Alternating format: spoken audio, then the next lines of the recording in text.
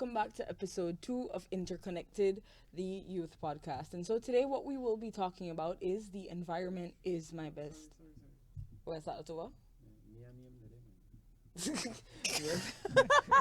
Vale, me said, hey, that go marry, do you bad? Yeah. It's a long one.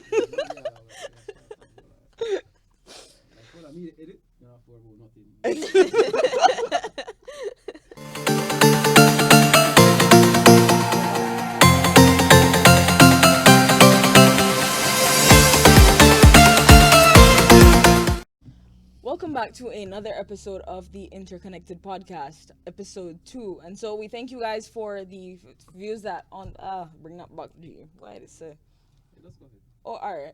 Thank you guys for the views that you gave us on the first episode. That did rather well. We got excellent feedback from you guys and we appreciate it. And so on this episode 2, we will be talking about my environment is my best interest. And so what we will talk about today, some topics that we will be covering, of course, would be what is the definition of best interest? Are we a product of nature and nurture? And we will also be talking about how your environment develops who you become as a person. And so today I am joined by two lovely guests. We know that Nerlan is no stranger Yeah. to you guys. He was here for episode 1. And Hi, so guys. Nerlan is back with us. And today we're joined by Mia Perryfeet. Mia, how does it feel to be here? Feels good. Feels good. Thanks Is for this having your me. first podcast? Yeah, actually it is. So, Okay, well, there's a first time for everything, so we Yes. welcome that. And so, as always, what we do here is that we place questions on the table and we discuss it from there, and then we go from there. And Alright. so, the first question that we will be putting on the table this morning is what does best interest mean? And so, when we're talking about my environment is my best interest, what does best interest mean to you? You want me to start? You want to flip a coin and then you go. Since Mia is here for the first time, let her go ahead. I felt like you were gonna do that, to be honest. I feel like it's twofold, to be honest. There's different ways that you can define best interest. So, for instance, when it comes to best interest from your parents, they'll always have your best interest when it comes to your health, your education. If it comes to your environment, it comes to with schooling, they'll always have your best interest in like the curriculum and ensuring that this will set you up for different paths of success. Could set you up for different areas that you can venture off into too. So it's just really keeping, I would say, best interest is keeping that other person in mind, keeping in mind the actions and the things that you're exposing them to, and then hoping that that helps to push them towards whatever path that they're working on as well. Well said. I couldn't say it any better, but I totally agree because when growing up, when you have best interest, like you mentioned, you're the thing about your parents talking to you about, okay, this are your best interests, and so you stick with that. Question it because mommy and daddy know best, the teacher know best. Anyone older than you knows Anyone, best. yes, anyone older than you knows best. Okay, so I just going along with what they're telling me. And so what happens when you cross over that 18-year-old threshold or the 21-year-old threshold? What happens then? You look back and you reflect and you analyze everything and say, okay, probably what they did, maybe what they were telling me wasn't really in my best interest, wasn't really for my best interest. And so that is what we're kind of gearing this conversation towards, is that a lot of times the decisions that our parents make for us is based on their perspectives, and their perspective is formed by what they have experienced or how they were raised as well. Yeah. And so for me, I noticed that when I crossed over the 18, that was when I had to come to terms with, okay, these are the cards that are in my hands. What is truth? What is the truth that I want to live my life with? And what are the things I want to change that I was taught? Because not everything that your parents teach you, you will necessarily want to follow. If Yeah. you're a person that you're an independent thinker and you want to think for yourself, not everything that they give to you, you'll pass on or you'll carry on through your life. But sometimes it's the principle in the things that they taught you. And so something that I would like us to discuss is how does this, how does it vary in terms of the values, the priorities, and the societal standards that you do have? Oh, all of that. Give me a minute. Sorry. Mia, you want to take over this one for it now? It's not a process. I would say there's definitely a lot of factors that come into once you get to that threshold to have now you're 18, now you can process things a little bit more, you've developed and you have a little bit more experience. I think something that people don't take into consideration or realize until you're much older too is a lot of people's advice is also from their bias, and bias isn't necessarily a bad thing. It's just, I guess, a limitation of also your experience and what you're exposed to. So my bias, you can be like, oh, I would recommend this place because that's what I've been exposed to, but that might not necessarily be the best path for you to take. And so it's kind of up to you now to determine what you do with the information that you have now based off of experience, knowing that not everything that somebody tells me or not everything that somebody older tells me is always going to be in my best interest anymore. So I have to I use critical thinking a little bit more now. Yeah, Yeah. and I think something like I used to always hear people use this phrase "shark in a fish tank," if that makes sense. It's like you will only grow as big as the environment that you're placed in. Yeah. And so, in the event that you're meant for something greater, if you're in an environment that only shapes you so much or keeps you like in a box, you're not going to grow into the individual that you were made to be. Yeah, and sometimes you need to move out of that box, move out of that environment in order to explore uh, um, your full potential, and with all the decisions, with all the things that you've been taught, like a parent saying, okay, this is your best interest, and then you get to realize, okay, that really wasn't working for me. I need to get out of this and try something different and see probably this is what I'm deciding now what I want in my best interest rather than sticking to what I was taught. And that takes a level of bravery. Like, I always admire persons that are able to go against the status quo of what they were taught, because I feel like it takes a level of bravery but also a level of strength, because no one discusses how much you lose in the process of choosing your own path. And so I think that's something that you always need to put into perspective. And for me, when I started making my own decisions, what I had to do was put everything on a scale to ask, okay, how much do I have to gain? How much do I have to lose? And if your gains tip over and you will gain more than you lose, you'll have to do what you need to do. You need to cut off who you need to cut off, move on, make the decisions the way you need to make the decisions. And it's not an easy task. Not everyone was built for it. But as long as you create a mental environment that you understand that, okay, this is what I want for myself and this is the direction that I want to go, nothing can stop you, because nothing is stronger than a made up mind. Yeah. And so as we're talking about this, now we'll put the question on the table. Are we a product of nature and nurture? And what are your thoughts on that? Are we nature and Or nurture? or nurture? So nature, we say, is our environment, and nurture would come from our parents, from family, from friends. I would say you're a product of, probably go intertwine them a little bit. You're a product a little bit of both. But like I said, like I mentioned earlier, you have to decide what you want to stay, what you want to take from both, and then adapt it to your own life. Add it to your own life. See, okay, if this works or if this doesn't work. Yeah. No, I taking the diplomatic approach a little bit too. I would say it definitely both play a factor, but I feel like nurture for me a little bit, and it could also be again my bias to that. I feel like nature still kind of sticks out because there's so many different people like we were talking about earlier. You can be that 1 in 100 person that, regardless of your environment and how you're nurtured, your nature is to push to have that hunger to want to develop into different areas, and you don't let anything limit you. Then, like, you'll make that sacrifice. You have the strength to continue to push through, and once you have that made up mind, then you just kind of stay on Yeah. that path, and that feels like more nurture than anything else too. Yes, and I think something important to understand is too, like, it's always important to ask yourself, how does our environment develop who we become? And I think a big part of it, especially in Belize, sometimes your socioeconomic factors, that develop you. A lot of persons allow that to be their fate.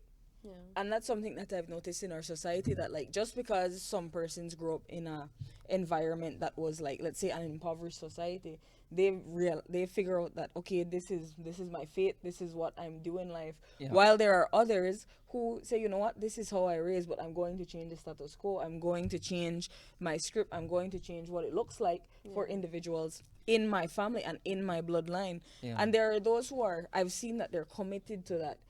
And because they're committed to that, I've seen that doors have opened for them to change that. And I think a big part of it that, like, when we were a little younger, we didn't understand, but the older you get it, but one of the easiest ways to get out of poverty is through education. Yeah. And scholarships are out there, but a lot of people, especially when you're young, you don't necessarily see the value of an education. It's like you just understand your parents send You you have to to go to school, school. and school stress you out and all of that. But it's until you get older you realize, you know what? Maybe there was some truth in it that indeed. And like, I come from a family whereby I've been able to see my father change his script for his life because of education. So I believe that education can be liberating, but I also believe that there are other things that can liberate an individual from that, and that's all begins with mindset. Because the reality is that yes, poverty is a physical thing that does exist, Yeah. but a lot of it has to play on your Your mental. mental. And so, would you like to talk about that a little bit? So you mentioned earlier about so your dad changing his script because of his education, him being educated, and you're right. Education is very important, regardless of what. So you have to intertwine the two. We mentioned earlier, nature and nurture. So you could be street smart and book smart, and that is how you'll be able to break barriers, step out, change your change your environment. Okay, so probably I was living here, but it wasn't working for me. Yes, I love the people that are around me that I grew up with, but I need something different. I don't want to be like everybody else. I choose to be different, so I want to step out. And then I think too another like part of this or a branch of this that we can look at too is that how the environment shapes the beliefs that you grow up to have. Because a lot of individuals only own certain beliefs because of the environment that they grew up in. For example, if you grew up in a rather religious background, you grew up with certain beliefs. Yeah, And unless you grow up and you realize and you tell yourself, all right, I don't have nothing to do with this, I will figure it out for myself, you kind of now drift away from that. You're still keep those beliefs, keep the ideologies, keep all of that. And maybe you tweak it a bit to fit your generation. yeah. But the principle is that you still carry those beliefs with you. And so, how do you guys view that in terms of how your environment shapes your belief system? I mean, well, something to kind of add on to that, like you said, a shark in a fish tank too. A shark doesn't necessarily know that there's something else out there until they see it, like until you have that exposure. So it's the same thing with beliefs. Like your beliefs are your truth until you realize there's something else out there, or unless like you kind of think about it a little bit more and you're like, but wait, why do I think this way, or why is this the way that we do this? And then once you start having that exposure and you start seeing that there's something else out there, you realize like there's more truths, there's more belief, there's more in depth to that belief now that I can understand, like, okay, this is the reasoning behind it and this is how I can apply it to. Because belief is also your interpretation of what you've learned throughout the years. So religion is something that is very personal, but there's some core truths that people apply in different ways based off of how they understood it too.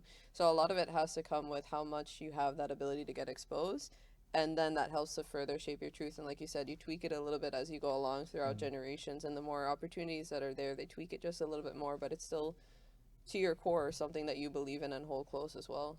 Yeah, and as you get older, you start to question a lot of these things, and I think sometimes the older generation doesn't not like the fact that you're questioning things, because, like I said, this is the way and this is how we do it, and stick with it. And if you start questioning, you're considered the black sheep. But I think that, like, especially in an age of information, you cannot disregard someone questioning things. A lot of things. Because in an age of information is at your hand, in your phone. You Yeah, could pick man. up your phone. Once you have internet on a phone, you could Google anything, you can search for anything. And especially now with the implementation of AI, information will be accessible at Yeah. your fingerprints. Yeah. And so, of course, we will have questions, but like you mentioned, there are older persons who completely disregard you when you're asking questions, and when you ask too much questions, they cancel you out completely. And I think that's kind of like it's a disadvantage because you're never able to learn from each other. Yeah. Because okay, you're asking questions and they don't want to give you any answers or any clarity. They just cancel you out. So eventually, you stop asking questions and you start the things your own And way. and you figure it out as you go along. That's it right there. And so I think a lot of times that's what people don't realize is that if you don't give someone the answer that they're looking for, they'll look for it in other avenues. Yeah. And I think a lot of that is also linked to rebellion in terms of like your teen rebellion or your young adult rebellion. It's because I had these questions, you never answered them, so I had to find the answers in new avenues. Yeah. I was a teen rebel, so I know that all too well. I needed the answers, and so I found it in other avenues. Yeah. But the thing is that what people don't understand is you learn it the hard way, and you have to heal the hard way too.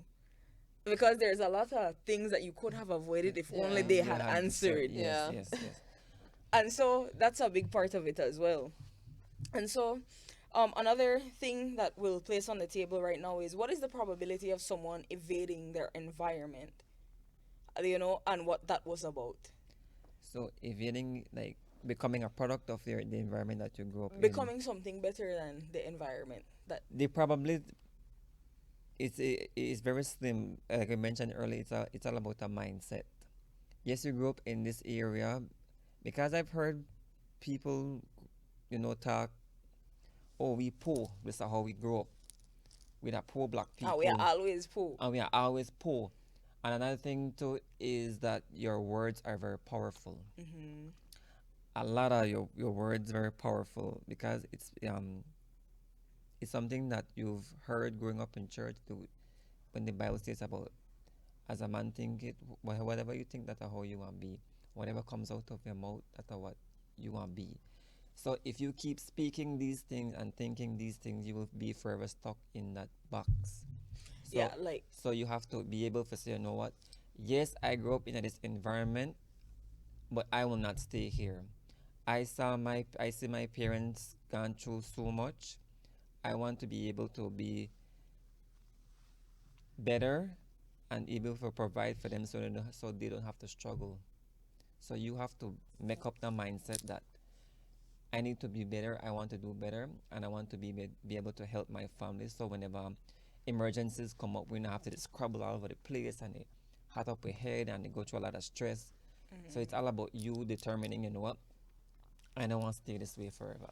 But I think it's extremely important that you bring up that idea where people have or that concept that okay, I born broke, I was dead broke.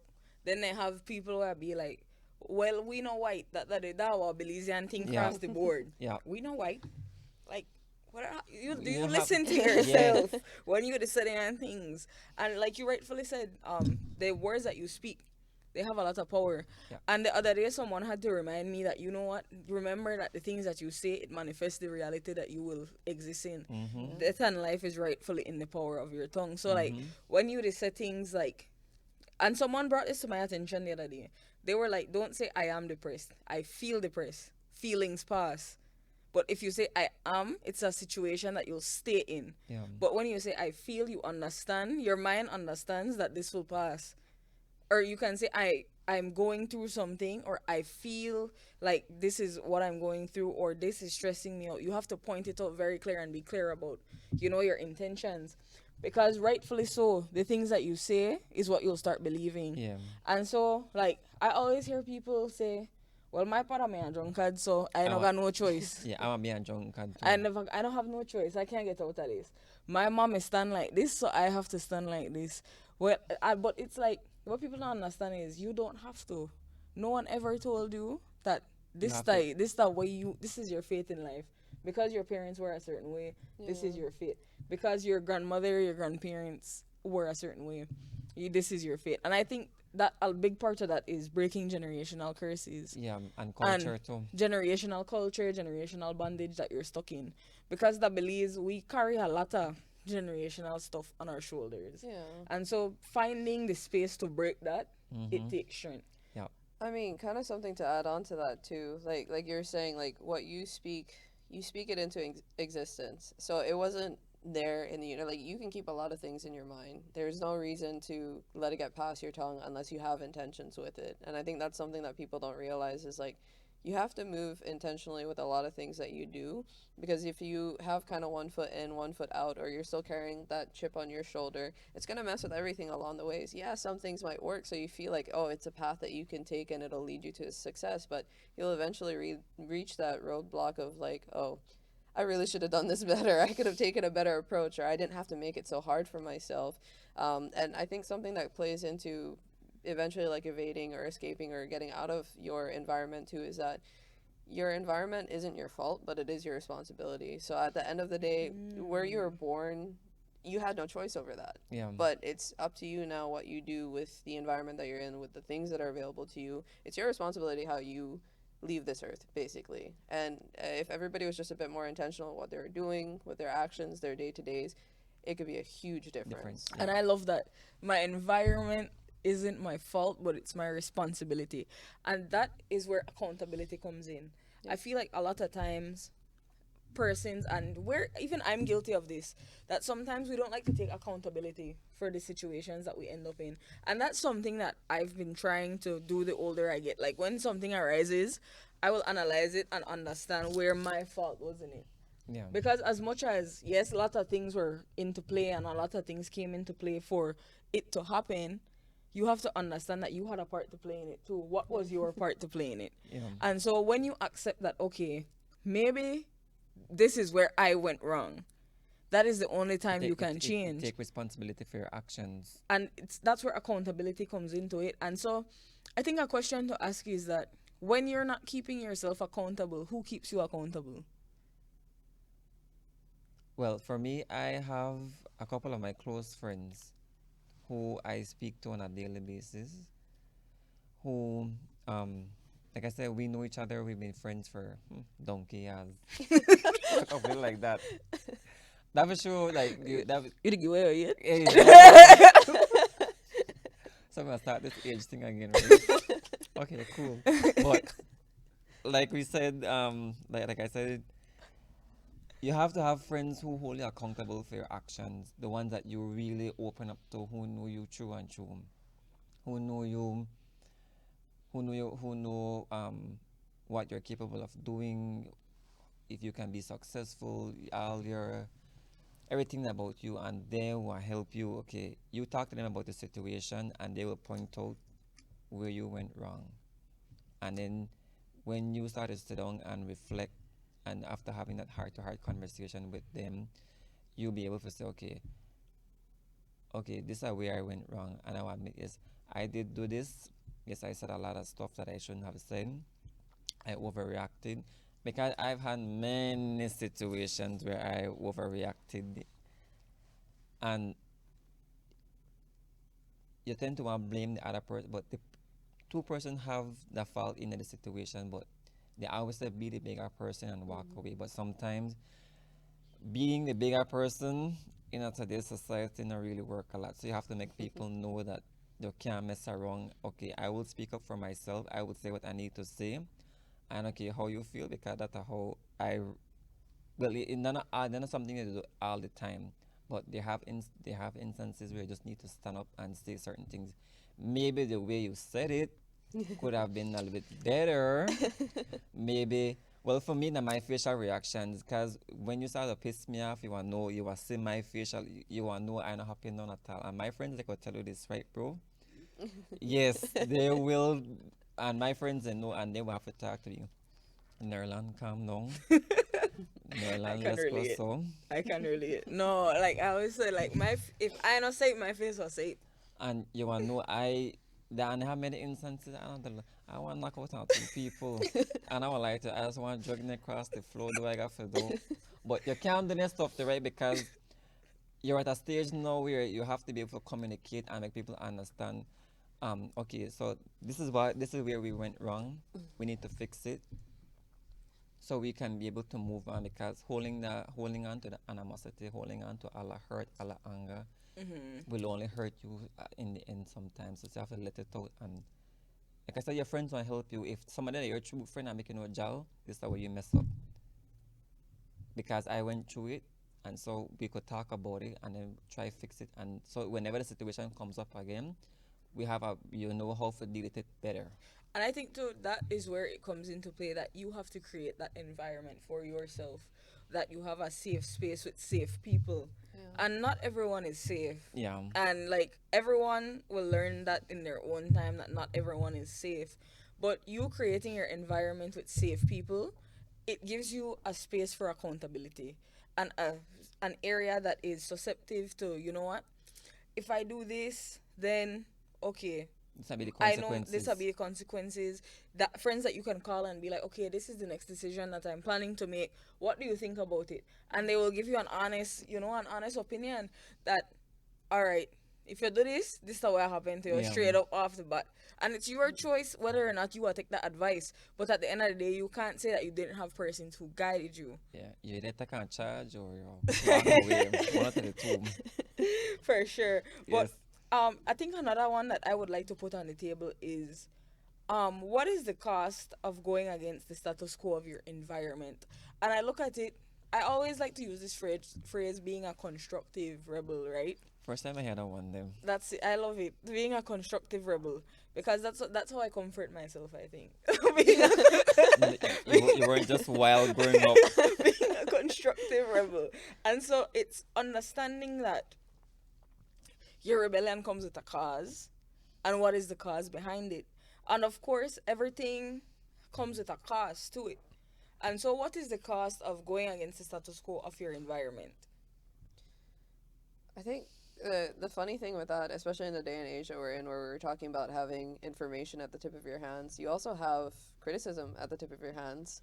In a day and age where that attention and that exposure that you have, that cost comes tenfold, really, because there's always going to be people around that are going to either hype you up or provide criticism or just be very negative. Like that's gonna happen regardless, and it grows with scale depending on like where you are in life. And I think what people don't really realize is that cost isn't always worth it for everybody.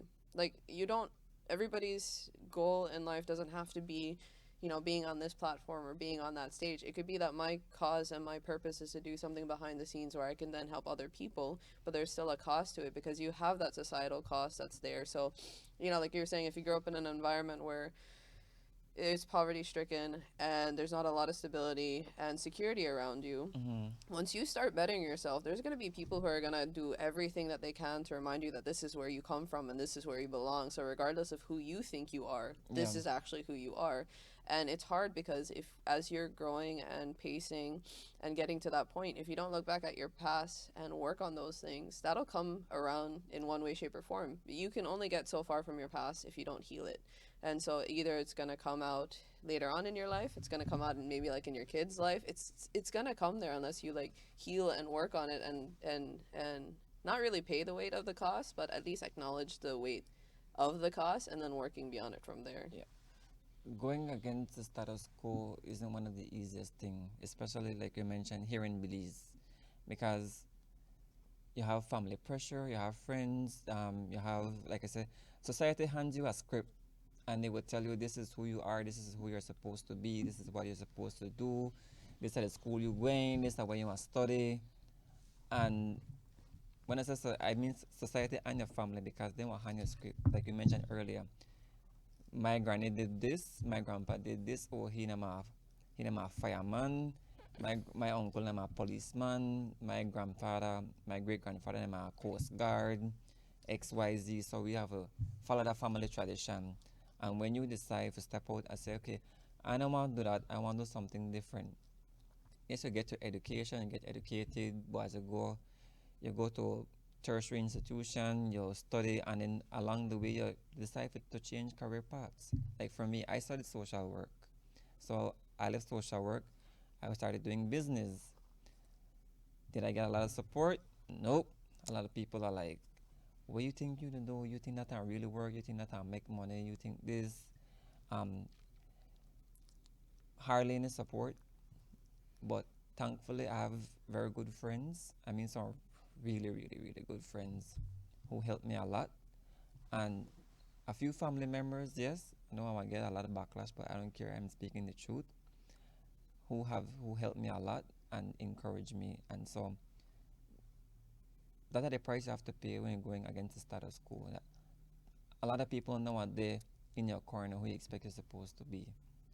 And for me, I think in counting my cost of what I have had to experience, no, I think a big part of it is understanding that people will only see from their level of perception. And so I can never expect some individuals to understand where I'm coming from when I'm talking to them Mm-hmm. because they have not been exposed, like you mentioned earlier, to anything more than the basic. Yeah, and their And environment. so I really enjoyed what Mia mentioned earlier about people will always throw your past in your face, no? And so I think a big part of it is that we don't realize that life is about hindsight, foresight, and insight. Your hindsight, looking back at the things that you've been through, understanding what those experiences have been and what they have taught you. And then the foresight, understanding where you need to go, understanding where you want to go, and the intentions you have for the places that you want to go. And of course, the insight, understanding that that has to do with my character, Mm-hmm. understanding that I need to develop my character to be able to match my foresight that I see for myself. And I think that sometimes it some feels like you're rub against things a lot because when you have a vision bigger than the one that your family had for you or your family ever experienced or even the friend group that you're in ever experienced, Mm-hmm. it might seem like you think you better than they and that's the first thing people like throwing at your face. Oh, Tell you me think you about better it. than we. You think you better than we. So but the reality is that You're not. everybody part different. We don't think that no one thinks that they're better than anyone else. But it's like you need to understand that just because this worked for you doesn't mean that that's what I want for myself. Mm. And so I think a big part of that has to do with your character. And you, as an adult, you're fully responsible for your character. I don't care who says Yeah. otherwise. As an adult, you're fully responsible. So, what do you guys think about that in terms of your character and shaping your character? Well, character and hard work goes hand in hand. So you have to work hard, and by you working hard and having the mindset, like I mentioned earlier, helps you build your character. Um, the environment you grow up in as well too, Mhm. your exposure, your education, learning day by day, whatever it is that you want to learn in order to reach that goal that you have for yourself. The things that you do daily helps build your character, and it's a lot of work. And I like to, it's a lot of work, but you have to be able to determine, you know what, I will improve, I will handle situations better. I need to work on this. I need to work on this. I need to work on X, Y, Z. How do I go about doing it in order so that whenever opportunity presents itself, that you're ready for it and you're not halfway or yes you're ready for it, but you're still working to it on a daily basis. And I think that's very important to always prepare yourself for opportunity. I always have this phrase that like I hope that when opportunity finds me, it finds me ready. Yeah. Because the worst thing that could happen is that opportunity is there and you're completely unprepared. Because I don't know if it's only me, but I have a guilt that I carry when I know that I half-ass something or I know that I shortchange something. Because you always think, I could have made do this, I could have made do that. And I carry that guilt with me. I guilty of that. That like I'm such an overthinker to the point that like if I know I didn't give something my best, I will carry that with me for a while. Mm-hmm. And I don't know if it's because I'm committed to creating a better life for myself that like it's a guilt that I carry with me when things don't go my way. But man, different. Well, I mean, something to add with character too is that, and it's funny that it takes so long. Sometimes I guess, or it feels like so long because I'm only 26, but it feels like it takes so long to understand what character means and like the weight that it plays. Because a big thing for me is that when you have the opportunity to meet people in different environments, you realize at the end of the day is like as impressive as this person is, as whatever like amount of assets they have and the amount of money in their bank account, that can't buy a like decent character. Like that can't make you a good person. Yeah. That it doesn't matter what you have because your character is on the inside, and that's for me, I guess character is the most important thing. That's the thing that you carry when nobody else is looking, and that's a thing that also leaves once you're out of a room, or like that's what lingers once you're out of a room. And so like if your character is like messed up, it doesn't matter how beautiful you present yourself. There will be people who will be in tune with that. There'll be ways that you move and things that eventually will expose that your character isn't all that great. Like you Yeah. have some things you need to work on, and character plays such a huge weight that I feel like in this day and age too, where you have so many things that you're exposed to, there's so many things of like, oh, I want to be like this person, I like that person, but you're straying away from your actual character. Like everybody already is that their own person, so why go out of your way to be somebody else instead of figuring out who you are and then developing that person instead? Because if you're so focused on what everybody else is doing and being somebody else, you never know what you can bring to the table too, and who you can then inspire by just being yourself. Yes. Yeah. And I think that's important to your authenticity. Focusing on your authenticity and what you bring to the table. I remember someone once told me it's that be yourself because you never know what you will can contribute to the world. Or be yourself because you never know whose life needs to be touched by what you can offer. Yeah. And so I think sometimes we shortchange ourselves when we're not living authentically. And not only shortchange ourselves, but we shortchange the world when we choose to not live authentically. And so the last table that the last question rather that we will table. Do you say it? I don't know where to go with the last. I watched the table and I said the last table. But the last question that we will table today is, how do you see it tangible for yourself to, one, allow the things that you've learned from your environment to make you a better person rather than a bitter person? And can you share some principles that you believe you've been able to carry with you from your environment? Tangible things that I've seen from my environment that will help me. Mm-hmm. Uh, I would say there's a lot. How much time do you have, right? But there are a few things that I've seen, like for one, the character of people, because you see them in high positions, you see them from afar, you see them from the outside looking in, and then when you get to know them, where you see, like I said, you see little things that they do, they're like, wow, you really have a crappy personality. Like I may expect you supposed to, because you present yourself this way in the public, I have the same expectation that when you're with your coworkers, when you're in the office, I expect you supposed to be the same way, all professional and really nice, and but yo, that not the Arab, no, the mat, not the matter. Yeah, and like I think with social media too, like social media has made that much worse because like you can view someone one way on social media and then you meet them in person and they're like, you don't know half the person. But, And it's like people create this entire social media personality, and then when you meet them in person, they're not really going to. like move out of my face, it's true. Yeah. But yeah, you could continue. I think that the most important thing, just I used to mention being authentic on and off social media, amongst your family.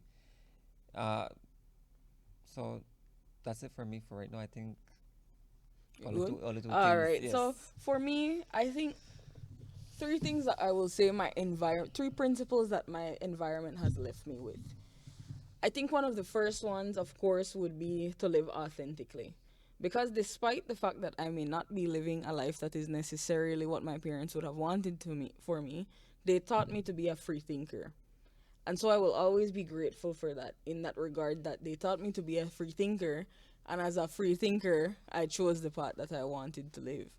And so that's one of the principles that I will always be grateful for. A second one is always having a heart of service. I feel like if I did not have a heart of service, I would have shortchanged myself from a lot of experiences in life. Because the truth is that as individuals, we're all connected in some way or the other. And so what I can learn from a CEO, but I can also learn from a cleaner. I can learn from a random person on the street, but I can also learn from a child. And so being in spaces, and thankfully I've been able to be in spaces that I've been able to serve in terms of serve the community, serve in different capacities. I've understood that having a heart of service, it goes a long way, because there's a certain level of kindness that is also attached to it. And I think that's a lot of times we lack that in society. We lack kind people. Just being simply kind. And the other day I made to tell somebody that like it crazy to me now that like you could in a public bus or in a public transportation and a pregnant woman would have walked in at the bus and absolutely nobody would have give up their seat for that person. Or then could say an old woman they carry groceries, nobody will offer to help her. And so I always judge people on little things, and so one of my biggest pet peeves, and all my friends could confess to this, is the way you treat wait staff at a restaurant. If you're not my friend and I see you treat them bad, guess who know I hang at me again? No, you. No, you, because like I feel like the way you treat those that can do nothing for you says a lot about you. And so I think a big part of it, like I said, that I'm always grateful for is that my parents taught me the importance of service to community, service to country. And of course, lastly, I will always be grateful for the fact that I am outspoken. It was not fully accepted in the way that I would do it because, as we mentioned earlier, it's not how you say things, it's not what you say, rather, it's how you say things. Yeah. And so probably it wasn't necessarily accepted the way I would bring it across, but it was never frowned upon to voice your opinion. And I think that is why I'm able to be who I am now, because I was always given room to talk. And so even if you are a bex, I still open my mouth. Yeah. And that's how I stand now. It's like, if you are a bex, you know what? It is what it is. I will deal with it after, but I just need to say what I need to say. Yeah. And so those are three things that I can say, okay, this is what my environment has left me with. I guess for me, like three principles too, or like what I feel like I've taken from my environment too, and I'll stick to the rule of three as well, because of time.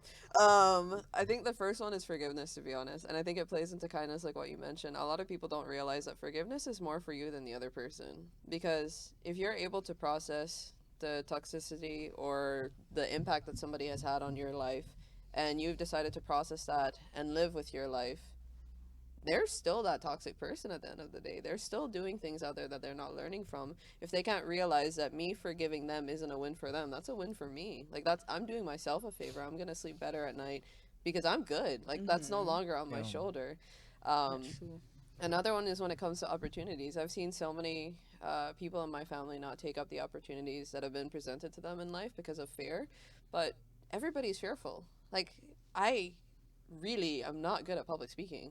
And so when I signed up for this, I was just like, oh, yeah, what were you thinking? I got way too many ideas late at night. Never guessed. Yeah. I would have never guessed. The funny thing is like, I looked at it and I sat on the forum too, and I'm just like, no, you don't like speaking in front of people. You don't like being on camera. And then I'm like, you know what? I'm going to take a few risks. If I can at least say I ended off the year doing something that I didn't think was going to happen. And so you take the opportunity because you never know what's going to happen next. And I feel like some of my happiest memories in life has just been taking that little risk and just pushing myself a little bit more. And it's good to operate off of fear. Like, fear isn't always bad. It's what kept humans alive to this point in time. Like, fear helps you a lot more, so don't let it stop you, but help it to kind of like drive you. Kind of have to like make your superpower, so to speak. And the third one I would say is just the biggest thing that you can take from life, regardless of whatever you put out, is being able to end off the day happy with yourself. Because a lot of time, like, again, I'm playing on social media a lot, and I know this is going on social media, so I don't want to get any flack for it, but there's so much things that you can compare yourself with. Like, I know for me, like, I struggled a lot when I came back home because I would see like what my friends are doing, and I'm so happy for them, but there's that little voice in my head is like, but you could have done this too, like if you just push yourself more or like put yourself in that position. But I'm like, I'm discrediting the things that I'm doing right now, and like I can be happy with where I am right now. I can be happy with what I'm doing. And so if I can end off the night, regardless of whatever I did in the day, feeling happy with myself, then I feel accomplished, because you can end off so much calmer, so much readier to take on whatever comes tomorrow, because I know I ended off happy with what I did. And yeah, there's going to be regrets with certain things. There's going to be guilt with certain things, because I can be a bit of a perfectionist too.